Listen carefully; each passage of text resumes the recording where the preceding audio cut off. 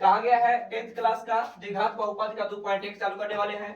2.1 जो चैप्टर है ये सिर्फ ऑब्जेक्टिव सेट आता है इससे, इसमें सब्जेक्टिव तुम्हारा क्वेश्चन नहीं आएगा, नहीं कभी पूछा है नहीं कभी पूछेगा, जब भी पूछेगा तो इससे ऑब्जेक्टिव पूछेगा।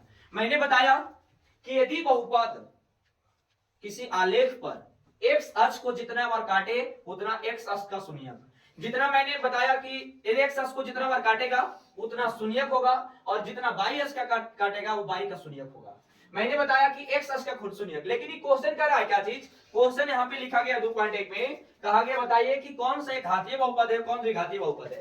कहा गया नीचे दी गई बहुपद को देखकर जांच करें कि एक घातीय बहुपद है या द्विघातीय बहुपद है, या ना तो एक घातीय बहुपद है ना तो द्विघातीय बहुपद है। तो इसमें चेक करने के लिए सबसे पहले आप लोगों को पता होना चाहिए कि जब आलेख पे सरल रेखा गुजरती है तो वो होगा एक घातीय बहुपद, और जब बहुपद में अर्थात जब आलेख में वक्र रेखा की तरह आकृति बनेगा तो द्विघातीय बहुपद होगा। जैसे कोई आलेख सीधा गुजरता है तो एक घातीय बहुपद कहलाएगा, लेकिन जब कोई वक्र के रूप में गुजरता है तो ये होगा द्विघातीय बहुपद। मैंने सारा ये नोट लिखाए हैं, यदि आप लोग को ये नोट लिखवाने के लिए टेलीग्राम पे सर्च कीजिएगा, जो मेरा वीडियो का सारा डॉक्यूमेंट रहता है यहाँ पे मिलेगा द्विघातीय बहुपद, कौन है घातीय बहुपद, और ना तो द्विघातीय ना तो एक घातीय है।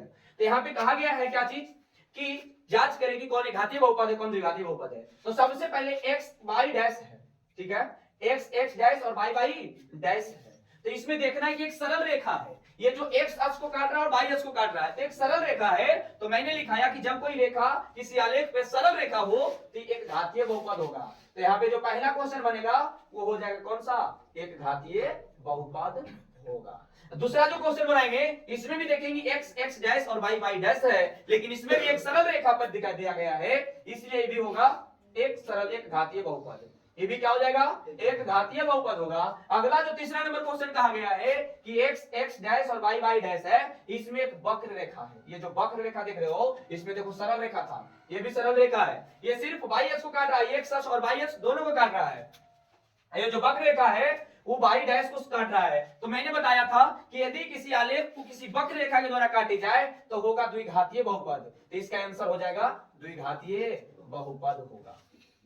अगला जो कहता है ये भी वक्र के रूप में होगा, तो ये भी क्या होगा, लेकिन सिर्फ ऊपर वाले को काट रहा है नीचे वाले काट, लेकिन द्विघातीय बहुपद क्योंकि वक्र है, तो ये भी हो जाएगा द्विघातीय बहुपद कहलाएगा, द्विघातीय बहुपद होगा। अगला जो क्वेश्चन मैंने ये भी लिखाया था कि यदि सरल रेखा हो तो घातीय, यदि वक्र हो तो द्विघातीय। तो कहेगा सर यदि ना तो सरल हो ना वक्र हो तो क्या होगा, तो देखो ध्यान से, ये तो न सरल है ना तो वक्र है, ये ऊपर आया फिर ऊपर रह गया, ठीक है, तो ये ना तो एक घातीय होगा और ना ही द्विघातीय होगा। तो यहाँ पे लिख देना है ना तो एक घातीय और ना ही दो घातीय है और ना ही द्विघातीय बहुपद है।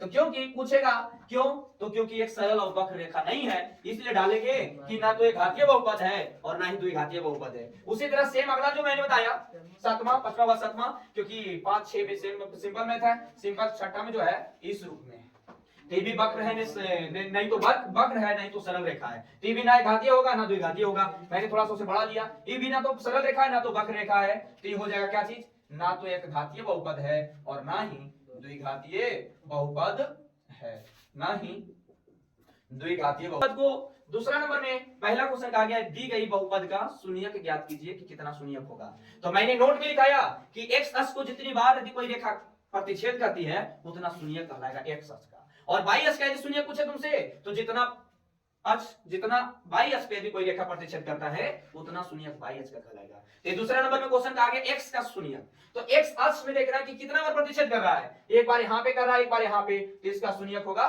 2 शून्यक होगा।